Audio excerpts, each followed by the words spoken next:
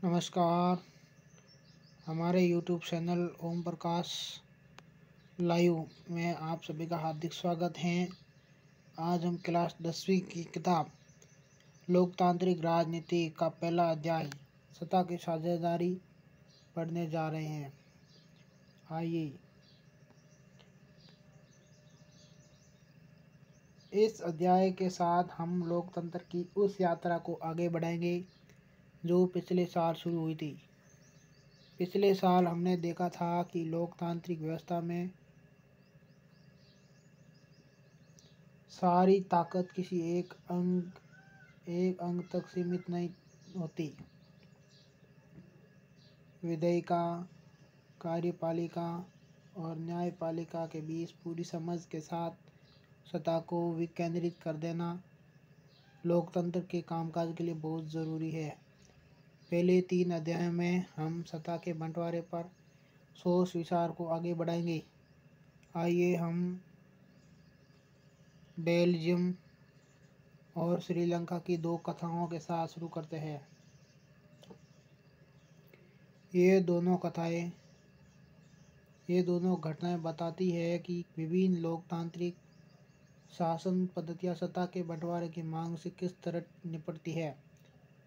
इन घटनाओं से ये समझने में कुछ मदद मिलेगी कि आखिर लोकतंत्र में सत्ता के बंटवारे की ज़रूरत क्यों होती है। इससे हम सत्ता के बंटवारे के उन रूपों पर बातचीत कर सकेंगे जिनकी चर्चा अगले 2 अध्याय में की गई है।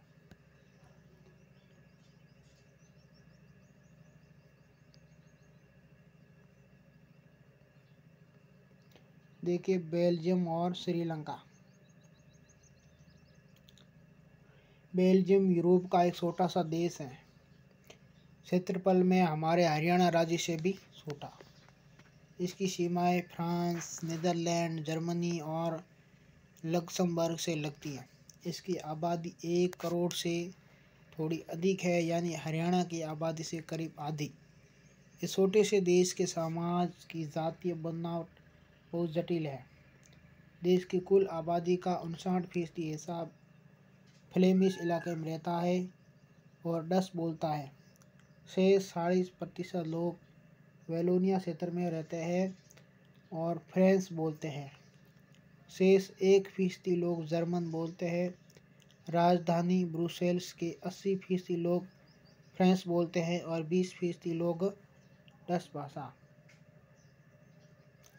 अल्पसंख्यक फ्रेंच भाषी लोग तुलनात्मक रूप से ज़्यादा समृद्ध और ताकतवर रहे हैं। बहुत बाद में जाकर आर्थिक विकास और शिक्षा का लाभ पाने वाले डच भाषी लोगों को इस स्थिति से नाराज़गी थी। इसके चलते 1950 और 1960 के दशक में फ्रेंच और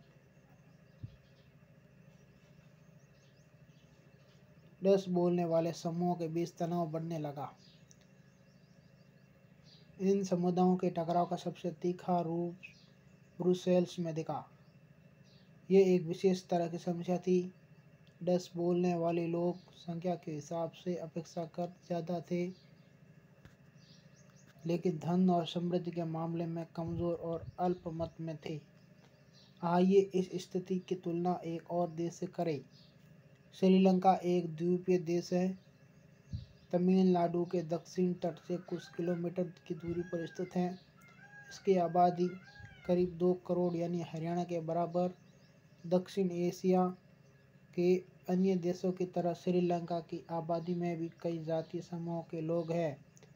सबसे प्रमुख सामाजिक समूह सिंहलियों का है, जिनकी आबादी कुल जनसंख्या की 70% है। फिर तमिलों का नंबर आता है, जिनकी आबादी कुल जनसंख्या में 18% है।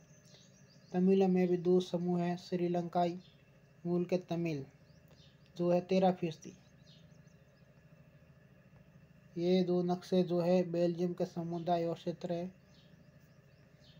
ये बेल्जियम, इसकी राजधानी ब्रुसेल्स, वेलोन फ्रेंची भाषा, फ्लेमिश। जो लाल कलर में जो ये दिख रहा है नक्शे के अंदर, ये वेलोन जो फ्रेंच भाषी बोलते हैं, और जो ये येलो कलर में है वो फ्लेमिश डच भाषा बोलते हैं। बाकी ये पूर्व दिशा में जो ये लाल और नीली लाइनें खींच गई है, जर्मनी भाषा के लोग बोलते हैं। और बीच में से थोड़ा सा जो ये ऑरेंज कलर का दिख रहा है यहाँ पर, ये इधर ये वाला ब्रुसेल्स से एरिया है जहाँ राजधानी क्षेत्र है। नेक्स्ट,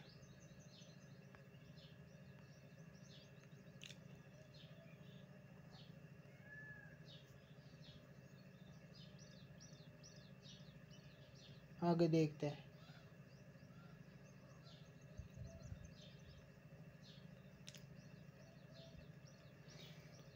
आगे, और हिंदुस्तानी तमिल जो औपनिवेशिक शासनकाल में बागानों में काम करने के लिए भारत से लाए गए लोगों की संतान है।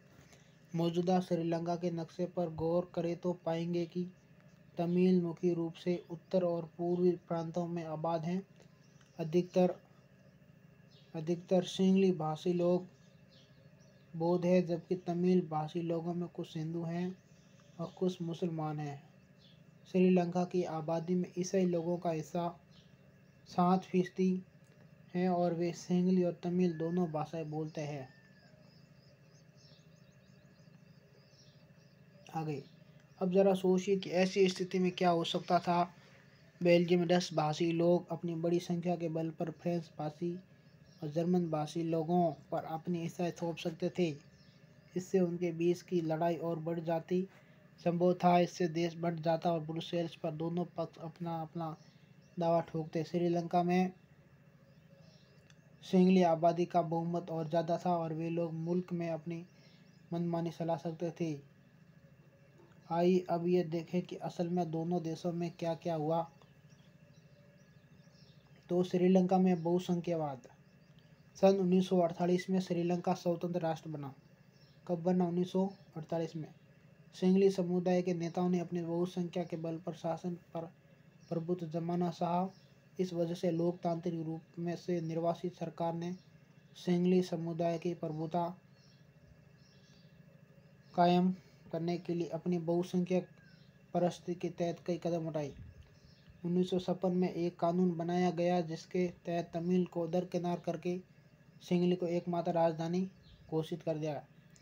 विश्वविद्यालय और सरकारी नौकरियों में सिंहलियों को प्राथमिकता देने की नीति भी चली। नए संविधान में यह प्रावधान भी किया गया कि सरकार बौद्ध मत को संरक्षण और बढ़ावा देगी। एक एक करके आए इन सरकारी फैसलों ने श्रीलंकाई तमिलों की नाराज़गी और शासन को लेकर उनमें बेगानापन बढ़ाया। उन्हें लगा कि बौद्ध धर्मावलंबियों सिंहलियों के नेतृत्व वाली सारी राजनीतिक पार्टियां उनकी भाषा और संस्कृति को लेकर असंवेदनशील है। उन्हें लगा कि संविधान और सरकार की नीतियों उन्हें समान राजनीतिक अधिकारों से वंचित कर रही है। नौकरी और फायदे के अन्य कामों में उनके साथ भेदभाव हो रहा है और उनके हितों की अनदेखी की जा रही है। परिणाम यह हुआ कि तमिल और सिंहली समुदाय के संबंध बिगड़ते चले गए।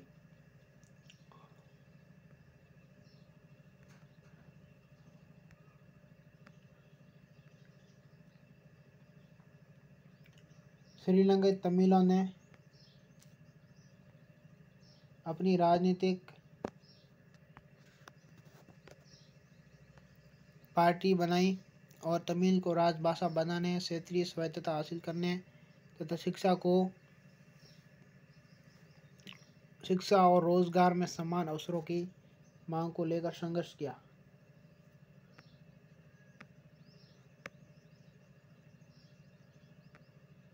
लेकिन तमिलों के आबादी वाले इलाके की स्वायत्तता की इनकी मांगों को लगातार नकारा गया। 1980 के दशक तक उत्तरी पूर्वी श्रीलंका में स्वतंत्र तमिल ईलम सरकार बनाने की मांग को लेकर अनेक राजनीतिक संगठन बने। श्रीलंका में दो समुदाय के बीच पारस्परिक अविश्वास ने बड़े टकराव का रूप ले लिया। ये टकराव गृहयुद्ध में परिणत हुआ। परिणाम स्वरूप दोनों पक्षों के हजारों लोग मारे जा चुके हैं। अनेक परिवार अपने मुल्क से भागकर शरणार्थी बन गए हैं। इससे भी कई गुना ज़्यादा लोगों की रोजी रोटी चौपट हो गई है। वहाँ के गृहयुद्ध से मुल्क के सामाजिक, सांस्कृतिक और आर्थिक जीवन में काफ़ी परेशानियाँ पैदा हुई है। 2009 में इस गृहयुद्ध का अंत हुआ।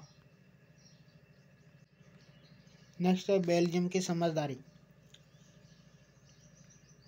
बेल्जियम के नेताओं ने श्रीलंका से अलग रास्ता अपनाने का फैसला किया।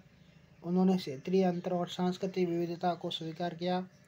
1970 और 1993 के बीच उन्होंने अपने संविधान में 4 संशोधन सिर्फ इस बात के लिए किए कि देश में रहने वाले किसी भी आदमी को बेगानेपन का एहसास ना हो और सभी मिलजुल कर रह सके। उन्होंने इसके लिए जो व्यवस्था की वह बहुत ही कल्पनाशील है तथा कोई और देश ऐसा नहीं कर पाया। बेल्जियम के मॉडल विशेष जानकारियों के लिए देखें बॉक्स की कुछ मुख्य बातें निम्नलिखित है।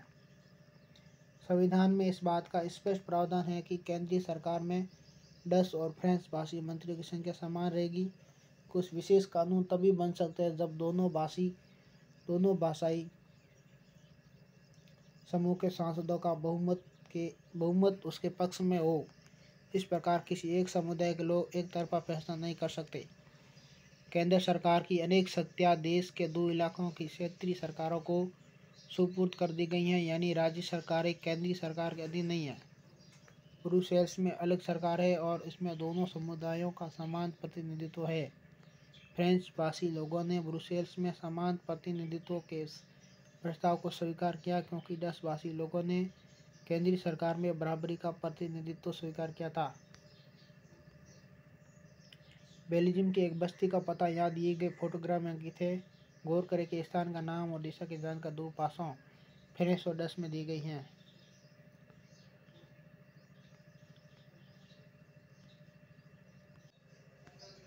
केंद्रीय और राज्य सरकारों के अलावा यहाँ एक तीसरे स्तर की सरकार भी काम करती है, यानी सामुदायिक सरकार। इस सरकार का चुनाव एक ही भाषा बोलने वाले लोग करते हैं।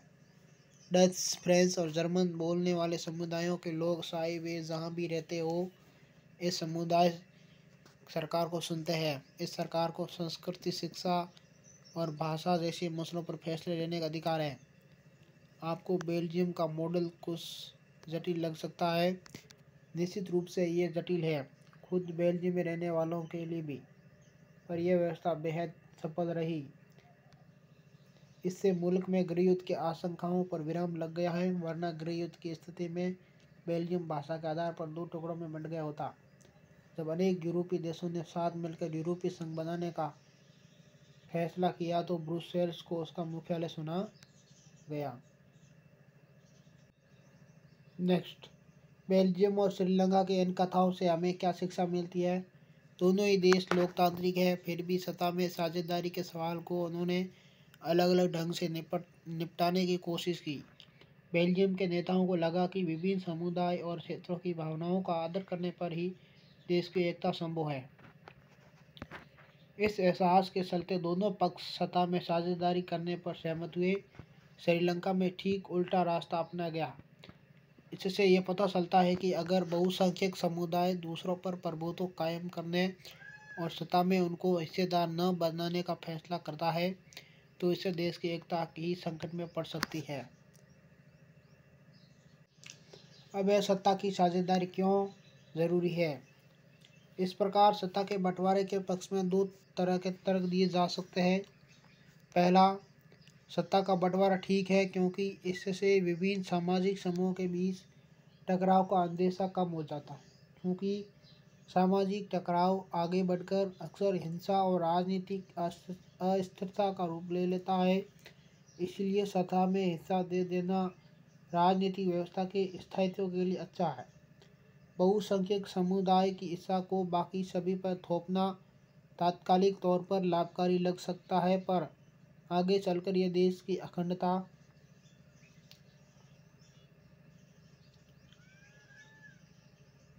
के लिए घातक हो सकता है। बहुसंख्यकों का अत्याचार सिर्फ अल्पसंख्यकों के लिए ही परेशानी पैदा नहीं करता, अक्सर ये बहुसंख्यकों के लिए भी हानिकारक होता है। सत्ता का बंटवारा लोकतांत्रिक व्यवस्थाओं के लिए ठीक है। इसके पक्ष में एक और बात कही जा सकती है और वह बात कहीं ज़्यादा गहरी है। सत्ता की साझेदारी दरअसल लोकतंत्र की आत्मा है। लोकतंत्र का मतलब ही होता है कि जो लोग इस शासन व्यवस्था के अंतर्गत है उनके बीच सत्ता को बांटा जाए और ये लोग इसी तरह से रहे। इसलिए वेद सरकार वही है जिसमें अपनी भागीदारी के माध्यम से सभी समूह शासन व्यवस्था से जुड़ते हैं। इन दो तर्कों में से एक को हम युक्ति परक और दूसरे को नैतिक तर्क कह सकते हैं। युक्ति परक या समझदारी का तर्क लाभ कर परिणामों पर जोर देता है, जबकि नैतिक तर्क सत्ता के बंटवारे के अंतर्भूत महत्व को बताता है। अगला पाठ हम अगले वीडियो में पढ़ेंगे। तब तक के लिए धन्यवाद।